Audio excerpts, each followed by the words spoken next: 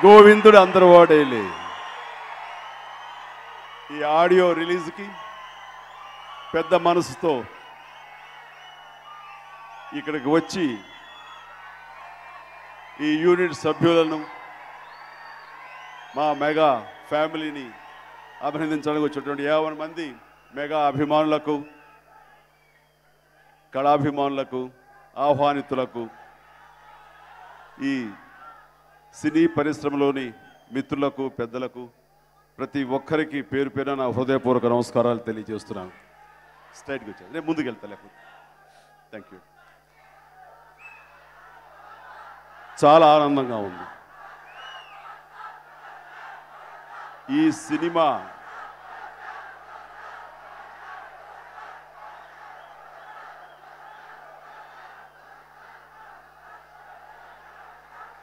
Right, okay.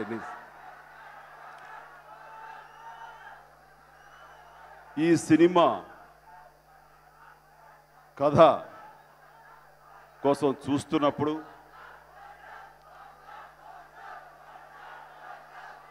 సరే, ముందు దానికి సమాధానం చెప్తాను, కొంచెం ఓపిక పట్టండి. ఇప్పుడు చెప్పనా లేకపోతే నేను అనుకున్నది 4 మాటలు మాట్లాడిందా చెప్పనా, మీరు డిసైడ్ చేసుకోండి. ముందే చెప్పానా? మా అందరి సోదరుడు పవర్ స్టార్ పవన్ కళ్యాణ్ ఈ గోవిందుడు అందరు వాడేలే 150వ దినోత్సవానికి, పండుగ దినోత్సవానికి వస్తే మీకేమైనా అభ్యంతరమా? కాబట్టి రిలీజ్ అయిన దగ్గర నుంచి మీరు ఒక 150 రోజుల పాటు ఓపిక పట్టండి. Thank you. రైట్. కృష్ణవంశీ గారు అంటే మాకు ప్రత్యేకమైన అభిమానం ఉంది. గోవిందుడు అందరు వాడేలే గురించి మాట్లాడడానికి ముందు, నేను ఇష్టపడే వ్యక్తి, అభిమానించే దర్శకుడు, ఎంతో టాలెంట్ ఉంటూ సినిమాల్లో తన ప్రత్యేకత చూపించుకునే క్రియేటివ్ డైరెక్టర్ అని అందచేత పిలువబడే కృష్ణవంశీ మీద నాకు ప్రత్యేకమైన అభిమానం ఉంది. తన తాపత్రయం నాకు తెలుసు. సినిమాలు తీసి కమర్షియల్గా హిట్లు కొట్టి తద్వారా తను ఎదగటం కాదు, తనకున్నటువంటి నైపుణ్యంతో తరిగిపోతున్న విలువలు, కుటుంబపు విలువలు, మానవతా సంబంధాలు, మనకి పండగలు, పబ్బాలు, పల్లెటూరి వాతావరణం, అలాంటివన్నీ కూడాను మళ్ళీ ఈ సినిమా అనే దృశ్యంలో చూపించి తద్వారా వాటికి మరింత ప్రాణప్రతిష్ఠ చేయాలి, వాటిని మర్చిపోతున్నటువంటి యువతకు అవన్నీ గుర్తు చేయాలి అంటూ చాలా పరితపిస్తుంటాడు. అందుకే తన సినిమాలు చూస్తే ప్రతి సినిమాల్లో కూడాను కళకళలాడుతూ ఉంటాయి, రంగురంగులుగా ఉంటాయి, పండగ వాతావరణం ఉంటుంది. ప్రతి సీను కూడా ఒక దసరా లాగానో, ఒక సంక్రాంతి లాగానో, ఒక శివరాత్రి లాగానో మరోలాగా ఉంటుంది. కుటుంబ సభ్యులు 50 మంది అంతా సరదాగా ఉంటారు. మీరు చూస్తే ప్రతి సినిమాలోనూ అలాంటి మానవతా విలువలకు, ఆ కుటుంబ సభ్యుల మధ్య ఆ సత్సంబంధాలని వాడు ఎప్పుడు వాటి తెర మీద చూపిస్తూ తన లోపల ఉన్నటువంటి భావవ్యవస్థను ఆ రకంగా చూపిస్తుంటాడు. ఆ రకంగా నాకు కృష్ణవంశీ అంటే చాలా ఇష్టం. అయితే కృష్ణవంశీ సినిమాలు ఎప్పుడు డైరెక్షన్లో నేను చేయాలని అనుకోలేదు.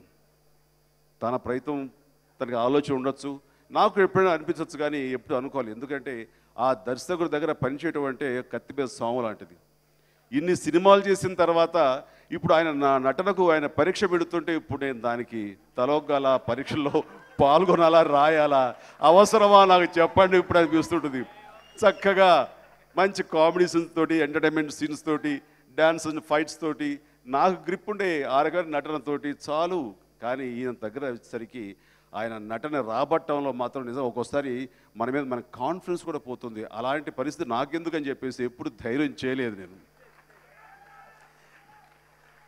కానీ మొన్న ఆడియో టీజర్ రిలీజ్ అయిన తర్వాత, ఫస్ట్ టైం సినిమా సంబంధించిన టీజర్ రిలీజ్ అయిన తర్వాత, ఆ రోజు లైవ్ చూడలేకపోయాను, కానీ తర్వాత ఇంటర్నెట్లోంచి డౌన్లోడ్ చేసుకుని చూసినప్పుడు తను మాట్లాడిన మాటలు చూస్తుంటే అది కృష్ణవంశీ కాదు, అది పూర్తిగా తర్జుమా, పూర్తిగా కొత్తగా ఆవిష్కరించబడ్డటువంటి నేను కృష్ణవంశీని చూస్తున్నాను. కృష్ణవంశీలో మార్పు, ఆ పరిణితి ఎంతగా ఉందంటే అసలు కంటెంట్ నీళ్లు కూడా చెమర్చినాయి. మనసులోంచి అంతరాలలోంచి మాట్లాడాడు. మాట్లాడిన ప్రతి మాటల్లోనూ ఆనెస్టీ ఉంది, నీతి నిజాయితీ ఉంది, ఒక కన్ఫెషన్ ఉంది. శభాష్ అనిపించింది. ఎందుకంటే తను చాలా టాలెంట్ ఉంది, ఎంతోమంది దర్శకులు మించినటువంటి టాలెంట్ తన దగ్గర ఉంది. ఉండి కూడా ఎందుకు కొంచెం స్లగ్గిష్గా, కొంచెం వెనకబడి ఉన్నాడు అనేది ఆనెస్ట్గా మనం మాట్లాడుకుంటే నాకు అనిపించింది. చాలాసార్లు అన్నాను, కృష్ణవంశీ మీరు ఎందుకు అలా ఉన్నారు, రండి ముందుకు రండి, కొంచెం మంచి స్టోరీస్ రండి. ఇప్పుడు ఉన్నటువంటి పరిస్థితులకి ఏమైనా మార్పులుగా ఏమైనా అనుకోవాలంటే కనుక ఆ రకంగా మార్పులు చేసి స్టోరీస్ అల్లుకోండి అంటే నేను చెప్పడం జరుగుతుంది. కానీ అలాంటి దర్శకుడు ఎప్పుడూ వాళ్ళు దేనికోసం అరులు చాచరు. వాళ్ళకి అనిపించాలి, వాళ్ళ లోపల స్పిరిట్ రావాలి, అప్పుడే కానీ వాళ్ళు డైరెక్షన్ చేయడానికి వాళ్ళు ముందుకు రారు. ఆ రకంగా కొన్నాళ్ళు స్తబ్దత, ఏం పర్లేదనే అది వచ్చిన రోజున వస్తుంది, మరేం పర్వాలేదు అంటే కాదు, నువ్వు నీలాంటి దర్శకుడు దర్శకత్వం వహించకుండా కొంచెం అలా ఉంటావు, నాకు ఎందుకు నచ్చలేదు అన్నట్టుగా చెప్పాను చెప్తున్నాను చూడన్నాను.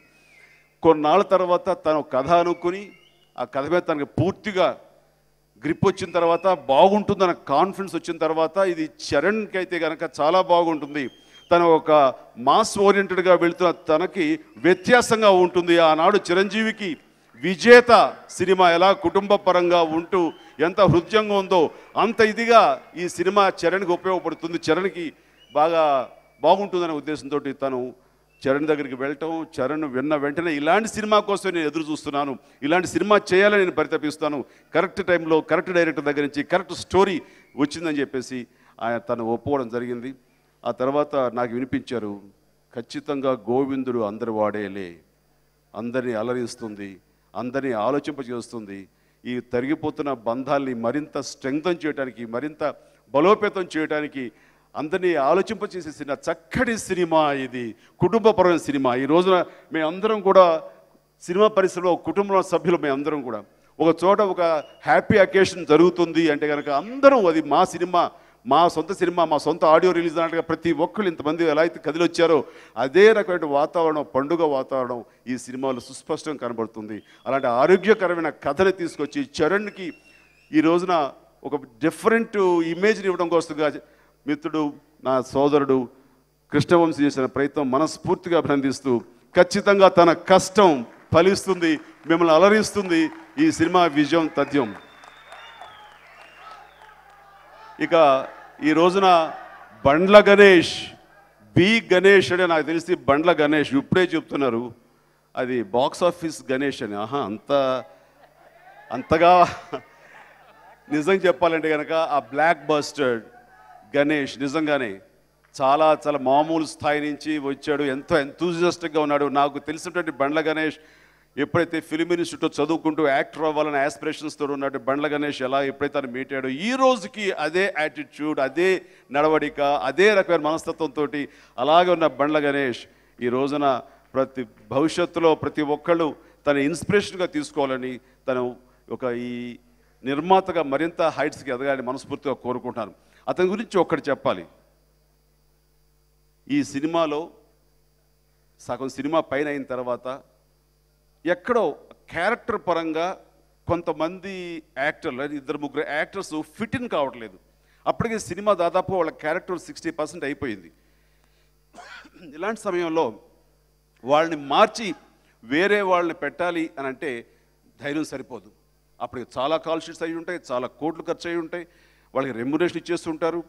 ఈ సినిమాలో దర్శకుడు మన కృష్ణవంశీ గారు ఎందుకు అది కుదరట్లేదు, కానీ కృష్ణవంశీ గారి అది చెప్పి చేయించాలంటే అది కరెక్ట్ కాదేమోనని కొంచెం సందిగ్ధంలో ఉండగా మాకు ఆ విషయం తెలియజేసినప్పుడు మాకు అదే రకమైన ఫీలింగ్ వచ్చింది. ఇంతమందికి ఒకే రకమైన ఫీలింగ్ వచ్చి ఎందుకో ఆ క్యారెక్టర్లో ఆ నటుడు ఫిట్ ఇన్ కావటం లేదు, అతను కూడా మంచి యాక్టరే కాకపోతే ఫిట్ ఇన్ కావట్లేదు అన్నప్పుడు ఏంటంటే బండ్ల గణేష్ ముందుకు వచ్చి ఏమీ వద్దు, మనకి సినిమా హిట్ అవ్వాలి, ప్రతి పాత్ర కూడా అత్యద్భుతంగా ఉండాలి, కాబట్టి మీరు ఎన్ని కోట్లు ఖర్చు సరే పర్వాలేదు అంటూ వాళ్ళకి వెళ్ళి క్షమాపణ కోరి వాళ్ళకి పూర్తి రెమ్యునేషన్ ఇచ్చి ఆ తర్వాత ఆ స్థానంలో మరొక అద్భుతమైన అద్వితీయమైన నటీనటుల్ని పెట్టారు.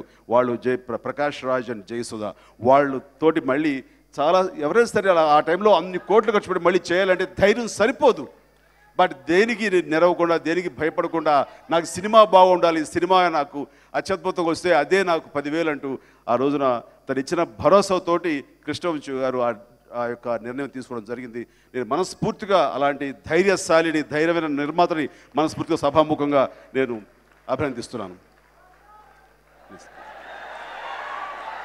150 సినిమా కాదు కానీ ఆ తర్వాత చేద్దాం. ఇది ఇలా ఉండగా ఈ రోజున మనం ముఖ్యంగా మనం ఇక్కడ ఉండటానికి, ఈ యొక్క ఫంక్షన్ సెలబ్రేట్ చేసుకోవడానికి ముఖ్యమైన కారణం మ్యూజిక్ డైరెక్టర్ యువన్ శంకర్ రాజా. మీకు తెలుసు 80వ దశకంలోనూ 90వ దశకంలో మధ్య వరకు కూడాను నా సినిమాలో మ్యూజిక్ అత్యద్భుతంగా అందరిని అలరించింది. కెఎస్ రామారావు గారి సినిమాల దగ్గర నుంచి అన్ని సినిమాలు, దాదాపుగా ఇళయరాజా గారి దర్శకత్వం వహించిన అన్ని సినిమాలు కూడా అత్యద్భుతం. నిజంగా నాకు బెస్ట్ మ్యూజిక్ ఉందంటే అది ఇళయరాజా గారి దగ్గర నుంచే వచ్చింది. అలాంటి గ్రేట్ మాస్ట్రో ఇళయరాజా గారు, మహానుభావుడు, అలాంటి వారి పుత్రుడు యువన్ శంకర్ రాజా ఈ రోజున రామ్ చరణ్కి సంగీతం వహించడం అంటే నాకు చాలా చాలా ఇదిగా, ఎంతో ఎక్సైటింగ్గా ఉంది. సాంగ్స్ మచ్చుగా విన్నాను, చాలా చాలా బాగుంది. వాటిని తెరకెక్కించడంలో కూడా చాలా మీ అందరికీ అది అలరించే దిశగానే ఖచ్చితంగా ఉంటుందని నాకు ఆశాభావం ఉంది. ఒక్కొక్క సాంగ్ ఒక్కొక్క తీరులో ఉంది, చాలా బాగుంది. అక్కడ అబ్రాడ్ ఏంటది మన జోర్డాన్లో షూట్ చేసిన సాంగ్, ఇంగ్లాండ్లో షూట్ చేసిన సాంగ్, అదేవిధంగా ఇక్కడ ఇంట్లో షూట్ చేసినవి అన్నీ కూడా చూస్తుంటే డిఫరెంట్గా ఉన్నాయి. ఆ రకంగా చాలా చాలా సంతోషంగా ఉంది. అండ్ ఖచ్చితంగా ఈ మ్యూజిక్ సూపర్ డూపర్ హిట్ అవుతుందని కనుక యువన్ శంకర్ రాజా గారిని నేను మనస్ఫూర్తిగా అభినందిస్తున్నాను. Thank you so much and congratulations. ఇక ఇందులో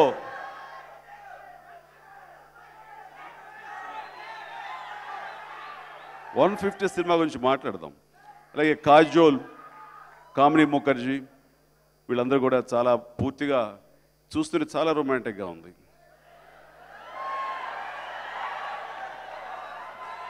కాబట్టి ఈ సినిమాలో ఆ పార్టు కృష్ణవంశీలో ఉన్నటువంటి ఆ శృంగార రసం ఆ రకంగా బయటకు వచ్చి ఖచ్చితంగా ప్రతి ఒక్కరిని కూడాను అలరించే దిశగాను, గిలిగింతలు పెట్టే దిశ ఖచ్చితంగా ఉంటుందని నేను అక్కడక్కడ రషెస్ చూసినప్పుడు నాకు అనిపించింది, ఇంకా యువత కుర్రకారులు అందరూ కేరియర్లు కొట్టాల్సిందే అనిపించింది.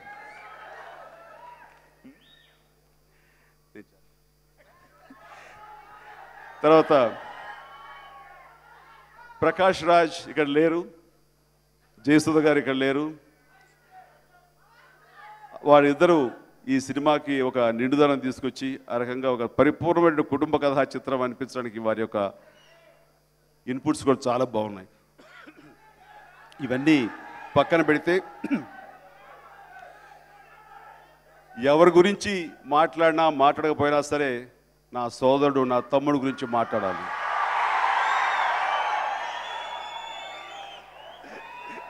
ఎందుకంటే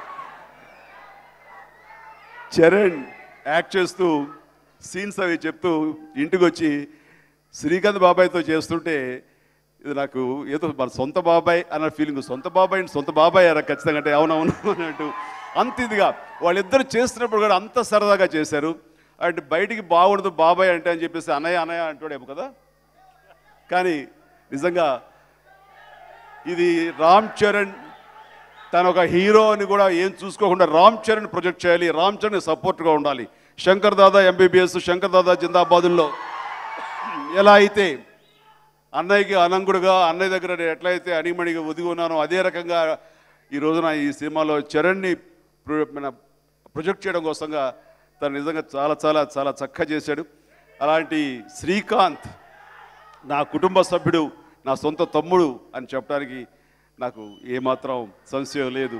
అలాంటి అవినాభావ సంబంధం మా మధ్య ఏర్పడింది. చాలా చాలా సంతోషం. ఈ రోజున తను కూడా ఒక సపోర్టివ్ పిల్లర్ లాగా ఈ సినిమాకి నిలబడ్డాడు. అండ్ వీళ్ళందరూ నటినట్లుగా మిగతా వాళ్ళందరినీ కూడా నేను మనస్ఫూర్తిగా తెలియజేస్తూ ఈ సినిమా కథలో మూల కథగానో లేకపోతే ఒక బేసిక్ కథగానో కృష్ణవంశీ తీసుకొచ్చిన దాన్ని నిరంతరం దాని మీద నిఘా వేసి ఎక్కడ లోపాలున్నా ఎప్పటికప్పుడు సరిదిద్దుతూ వాటిని కమర్షియల్ ఎలిమెంట్స్ తోటి వాళ్ళకున్న అపారమైన అనుభవంతో పరుచూరి బ్రదర్స్, మా పెద్దబ్బాయి పరుచూరి వెంకటేశ్వరరావు, చిన్నబ్బాయి పరుచూరి గోపాలకృష్ణ, ముఖ్యంగా ఎక్కువ సమయం పరుచూరి గోపాలకృష్ణ వెంకటేశ్వరరావు గారు అక్కడే ఉండి స్పాట్లో ఉండి ఆయన ఉండడానికి మరొక కారణం ఏంటంటే వచ్చిన వేషం కూడా ఉంది కాబట్టి ఆయన కట్టిపడేశారు. ఆ రకంగా పరుచూరి వెంకటేశ్వరరావు గారు ఉండి నిరంతరం దాని మీద ఒక నిఘా ఉంచి ఆ రకంగా ఎక్కడ డీవియేట్ అవుతున్నా కాదు, ఇలా ఉండాలి, ఈ రకంగా సెంటిమెంట్ పండాలి, ఈ రకంగా మనం డ్యాన్సెస్ కానీ ఫైట్స్ కానీ ఈ రకంగా పొందుపరచాలంటూ వాళ్ళు కృష్ణవంశీ గారికి మంచి సపోర్ట్గా నిలబడ్డారు. వారిని ప్రత్యేకించి నా అభినందన తెలియజేస్తున్నాను. ఇక ఈ సినిమాలో మ్యూజిక్ విన్నంత వరకు చాలా బాగుంది. ఒక్కొక్కరు ఉద్దండులు, రామ్ జోగయ్య గారు, అలాగే నాకు చాలా ఇష్టమైనటువంటి చంద్రబోస్, అలాగే సీతారాం శాస్త్రి గారు, శ్రీమణి గారు, లాస్ట్ టైం లక్ష్మీ గోపాల్ గారు, వారందరితో పాటు ఒక అత్యద్భుతమైనటువంటి నాకు సాంగ్ ఠాగూర్లు అందించిన సుద్దాల అశోక్ తేజ్ గారు, వీరందరూ కూడా ఈ రోజున ఒక్కొక్కరు ఒక్కొక్క సాంగ్ అద్భుతమైన సాంగ్లు ఇస్తూ ఈ యొక్క సినిమాకి ఆ రకంగా సపోర్ట్గా నిలబడి వారి యొక్క సపోర్ట్ ఉన్నందుకు వారందరికీ కూడా నా ప్రత్యేక అభినందనలు తెలియజేస్తున్నాను. రైట్, ఇక టెక్నీషియన్స్గా చేసుకొస్తే ఈ కెమెరామెన్ సమీర్ చాలా చక్కగా చూపించాడు. అంటే తను విజువల్గా ఎంతైనా అనుకుండవచ్చు, దాన్ని కలర్ఫుల్గా చూపించే ప్రయత్నం కేవలం కెమెరామెనే చేయగలరు. అలాంటి కెమెరామెన్ సమీర్ గారిని కూడా నేను ఖచ్చితంగా అభినందించాలి. అదే సమయంలో యాక్టర్ సమీరు, అలాగే కాదంబరి కిరణ్, వీళ్ళందరూ కూడా ఉన్నారు. వీళ్ళందరూ కూడా నేను పేరు పేరున మనస్ఫూర్తిగా నేను అభినందిస్తున్నాను. ఇలాగా నాకు ఈ రోజున ఈ అవకాశం వచ్చింది. నిజంగా నిన్న మిడ్-నైట్ వరకు నేను మలేషియాలో ఉన్నాను. ఈవేళ దీనికి వచ్చే ప్రోగ్రాం ముందుగా లేదు. ఇంకా చరణ్ 5 days బ్యాక్ ఫోన్ చేస్తే రావాలి ఖచ్చితంగా, అంటే వెంటనే ప్రోగ్రామ్ కట్ స్టార్ట్ చేసుకుని నేను ఈ రోజున ఇక్కడ రావడం జరిగింది. నిజంగా రావటం అనేది నాకు ఎంతో సంతృప్తి చెంది, ఇంతమంది అభిమానం అలాగే రామ్ చరణ్ మీద మీరందరూ చూపిస్తుంటే నాకు చాలా చాలా ఆనందంగా ఉంది. చాలామంది అడుగుతుంటారు, మీరు సినిమా ఇండస్ట్రీ నుంచి దూరం అయిపోయి పాలిటిక్స్లోకి వచ్చేసారు, మీకు ఏమీ ఫీల్ లేదా, అలాగా బాధగా లేదా అని. లేదు, చరణ్ లేకపోయి ఉంటే ఖచ్చితంగా బాధగా ఉండదేమో. చరణ్ ఉండబట్టి నేను మిస్ అవుతున్నాను, ఈ ఇండస్ట్రీకి దూరం అయిన ఫీలింగ్ నాకు లేకపోగా చాలా గర్వంగా ఉంది. రామ్ చరణ్ నా అనుకున్న స్థాయి కంటే కూడా నా ఊహల కంటే అత్యధికంగా రాణిస్తున్నాడు, అలరిస్తున్నాడు, మీ చేత శభాష్ అనిపించుకుంటున్నాడు. అది చాలా గర్వంగా ఉంది నాకు. ఈ రోజున రామ్ చరణ్ నేను రామ్ చరణ్ చూసుకుంటున్నాను. కష్టానికి నెరవడు, ఎంత కష్టమైనా సరే అలవోగ్గా చేస్తుంటాడు. ఇంటికి వచ్చింత కష్టపడ్డాను కూడా ఎప్పుడు చెప్పడు. అదే వాళ్ళ మమ్మీ అంటూ ఉంటుంది, ఇంత కష్టపడ్డావు సినిమాలో చూస్తే తెలుస్తుంది, ఇంటికి వచ్చి ఒక్కసారి కూడా బుస్సు అరవేంటి అంత ఇదిగా ఉంటావు ఏంటంటే, ఏమో డాడీని చూసిన తర్వాత నాకు అనాలనిపిస్తుందా, డాడీ ఎంత కష్టపడ్డా ఏదో చెప్పారా.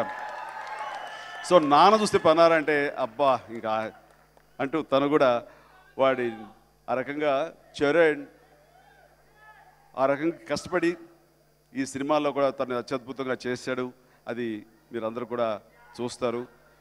ఇక చాలా సంతోషం ఈ అవకాశం వచ్చినందుకు ప్రతి ఒక్కరికి, నా యూనిట్ సభ్యులకి నా హృదయపూర్వక ధన్యవాదాలు తెలియజేస్తున్నాను. ఈ ఇయర్ ఎండ్ లోపల ప్రారంభం అవ్వచ్చేమో చూద్దాం. మంచి కథ కావాలి, వస్తుంది. మీరు నేను కాదు నిర్ణయించేది, కథ నిర్ణయించాలి. Thank you very much and good night.